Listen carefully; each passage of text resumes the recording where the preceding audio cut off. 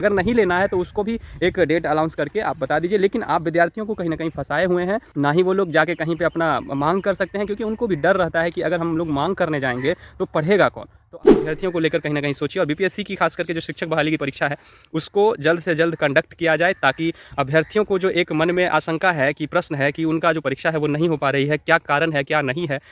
साथियों नमस्कार, कैसे हैं आप सब। आशा है आप सभी अच्छे होंगे।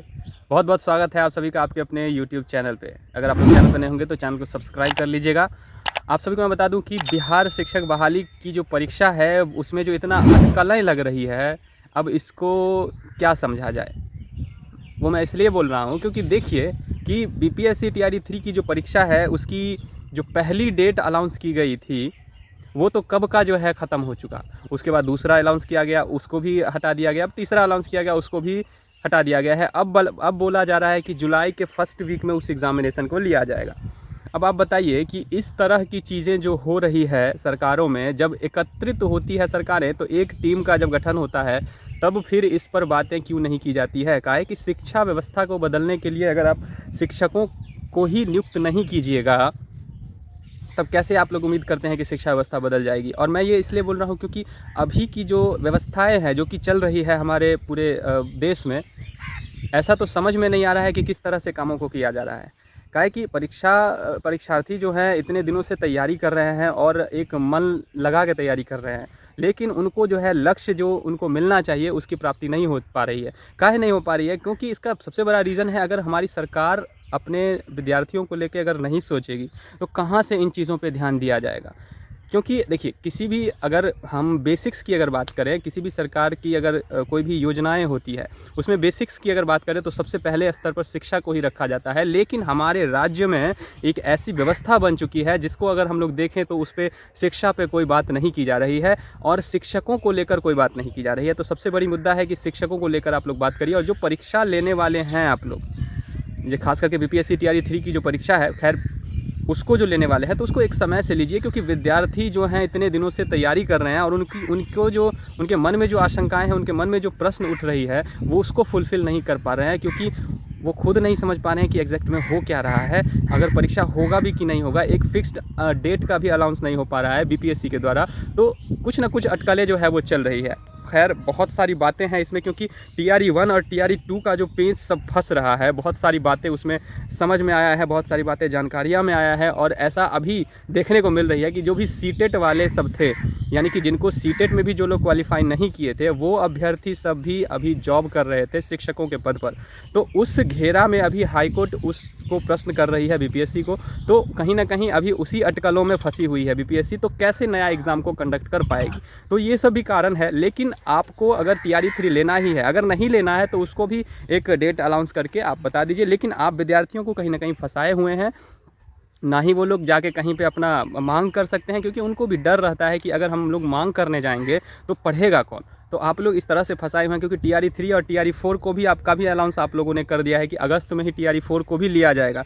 अब हमको इस बात का समझ में नहीं आता है कि आप टीआरई 3 और टीआरई 4 एक साथ कैसे ले सकते हैं, क्योंकि टीआरई 3 का ही आप बोले हैं कि जुलाई के सेकंड वीक में जाके उसका होगा, उसके बाद उसका रिजल्ट आएगा, लगभग 15-20 दिन तो लग ही जाएगा उसके रिजल्ट को आने में। और उसके बाद आप बोल रहे हैं कि टीआरई 4 को भी हम लोग अगस्त में ही जो डेट अनाउंस किया गया था उसी में लेंगे, जो खबरें आ रही है। लेकिन ऐसा कैसे संभव है कि आप टीआरई 3 को भी कंप्लीट करवा देंगे, टीआरई 4 को भी कंप्लीट करवा देंगे। और ये सब अभ्यर्थी समझते हैं कि टीआरई 3 तो आपसे कंप्लीट हो नहीं पा रहा है और टीआरई 4 की बात आप कर रहे हैं, तो कहीं ना कहीं आप विद्यार्थियों को बरगला रहे हैं। तो इस बात को भी समझना बहुत ज़रूरी है। हमारे सभी अभ्यर्थी इस बात को समझते हैं, लेकिन उनके हाथ में कुछ है नहीं। करेंगे तो क्या करेंगे, क्योंकि उनको तो सिर्फ और सिर्फ एक ही काम है कि उनको पढ़ना है। और उनकी मांगे अगर पूरी नहीं हो पाएगी तो वो अगर कहीं पे जाके अपना धरना या अनशन करेंगे तो उसके लिए उन पे लाठीचार्ज किया जाएगा, उनके ऊपर कुछ ना कुछ केस लगा दिया जाएगा, उसके बाद उनको घर में बिठा दिया जाएगा। तो इस बात का भी डर कहीं ना कहीं अभ्यर्थियों को रहता है। तो वो लोग क्या कर सकते हैं, तो कहीं ना कहीं इस बात पर ध्यान देना चाहिए। विद्यार्थियों को लेकर अगर नहीं सोचेगी हमारी सरकारें तो कहाँ से काम चलेगा। तो इस बात को थोड़ा सा समझिए महाराज। और अगर इस चीज़ को नहीं समझिएगा तो समझ ही रहे हैं कि जनता अगर असंतुष्ट हुई तो फिर क्या होती है। अभी आपने यूपी में देखा ही है कि क्या हाल हुआ है बीजेपी का। हाँ, पिछले बार जो है सो इतना सीट जीत के बीजेपी आया था, और इस बार देखिए कि बीजेपी का स्थिति क्या हो गया है कि उनको जो है 50% भी सीट नहीं मिल पाया। तो कहीं ना कहीं इस बात को भी दर्शाता है कि अगर आप चीज़ों को सही से नहीं करेंगे तो जनता अगर नाराज़ होगी तो आप समझ सकते हैं कि फिर क्या हो सकता है। अब जो है महाराज योगी जी महाराज भी जो है अब जॉब को लेकर कहीं ना कहीं बातें कर रहे हैं, क्योंकि वो तो आना ही पड़ेगा आपको, वहाँ पे लाइन पे तो आना ही पड़ेगा। अगर थोड़े दिन पहले आप लोग ये काम कर लिए रहते तो कहीं ना कहीं उसका इलेक्शन पर आपको असर भी देखने को मिलता, कुछ अच्छा रिजल्ट आता, कुछ बेहतर रिजल्ट आता, लेकिन आपने उस कामों को नहीं किया और अब जाके कर रहे हैं। उसमें भी कुछ ना कुछ आगे का लक्ष्य है। तो खैर जो भी होगा इस सब चीज़ों को लेकर तो बातें हम लोग करेंगे ही। अगर आप लोग गलत करेंगे तो उसको लेकर, क्योंकि ये लोकतंत्र है और हम लोग आवाज़ उठाएंगे ही। अगर सही करेंगे तब तो उसका भी समर्थन मिलेगा आपको, क्योंकि अभी जो आप ये स्टेप उठाए हैं कि सभी रिक्ति जहाँ जहाँ पे भी खाली है उसको लेकर आप लोग आइए और उस पर एक गठन बनाइए और एग्ज़ामों को लीजिए और विद्यार्थियों को उसमें फॉर्म भरवाइए। तो कहीं ना कहीं ये स्थिति, ये जो आपने किया है वो सही है, लेकिन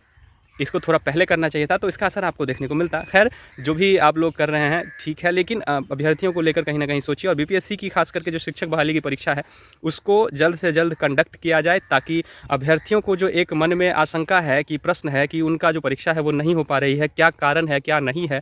कहीं ना कहीं आप एक प्रेस कॉन्फ्रेंस करके, पहले जो अतुल प्रसाद जी थे तो वो लगातार प्रेस कॉन्फ्रेंस कर देते थे कि हाँ अभ्यर्थी उस बात को लेकर चिंतित नहीं हो, तो उस टाइम में भले ही बाद में जाके वो उन्होंने क्या किया वो तो खैर अब धीरे धीरे उसका पोल खुल ही रहा है, लेकिन कहीं ना कहीं उस समय में अभ्यर्थियों को एक जानकारी मिल जाती थी कि क्या होने वाला है, क्या हो रहा है, एक ट्वीट के माध्यम से। तो हमारे जो अभी चेयरमैन सर हैं उनको भी ट्वीट कर देना चाहिए था कि क्यों नहीं एग्जामिनेशन हो पा रही है, क्या कारण है जो ऐसे दिक्कतें आ रही है। तो इस सब चीज़ों को लेकर कहीं अभ्यर्थियों के मन में अगर प्रश्न होगा तो उसका आंसर उनको मिल जाएगा। ठीक है, तो ये चीज़ आपको करना ज़रूरी है। खैर देखिए जब भी होगा और उस सब चीज़ से रिलेटेड हम आपको बताते ही रहेंगे। तो आप लोग चैनल पे अगर नए होंगे तो चैनल को सब्सक्राइब कर लीजिएगा। ठीक है, मिलते हैं अगले वीडियो में, तब तक के लिए आप सभी का बहुत बहुत धन्यवाद साथियों। जय हिंद।